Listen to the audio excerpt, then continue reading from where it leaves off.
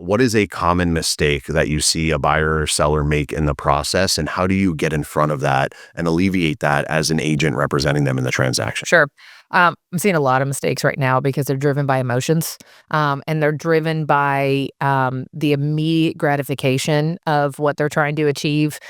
And I say this, and this is not to demonize. This is just the natural proclivity of people going through, a real estate transaction. But they'll sit there and they'll go to a car dealership and they won't think twice about, getting into a new car and with upgrade packages and all these other things and their payment. And 8 hours later they're rolling off the lot, which is still heinous. 8 hours later they're rolling off the lot and they never look back. But we're sitting here and we're talking about truly one of the largest drivers of economic growth in your life. And people are being so short-sighted at the moment. And part of that is because we just have not done a really good job of educating the consumer public for the last several years and understanding that while interest rates are high, that is just another barrier, but it's not one that's going to stop you from entering. We just have to understand what that additional, friction point does. Okay, so we might need to scale down. We might not need to be looking at, a $700,000 house. Maybe looking at a $500,000 house is best for your family, but still buying real estate is what's going to be best for your family.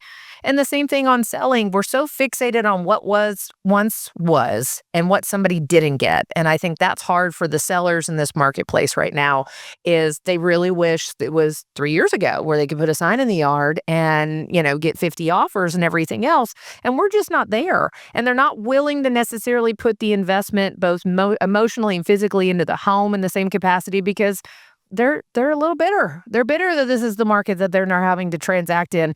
But I still have to sit there and have that conversation with them and said, but if you had sold 3 years ago, I'd be selling your house for $80,000 less, And so there's still a win, but we have to be sitting here and articulating those conversations. And from the association side, our data points and our consumer reports and understanding the shifts in the different marketplaces and the different counties. We were just talking about that before the podcast. There's opportunity everywhere. And I think that's what still needs to resonate. And what I'm talking about with my clients on a consistent basis is, hey, let's not begrudge what we can't control. Let's talk about the exciting things that we can. And here's how we can do that. And my resources within the Realtor organization have really helped me be able to tap into those in this really stressful marketplace. So, I don't have necessarily a specific answer for everybody. I mean, every buyer and seller is so dramatically different.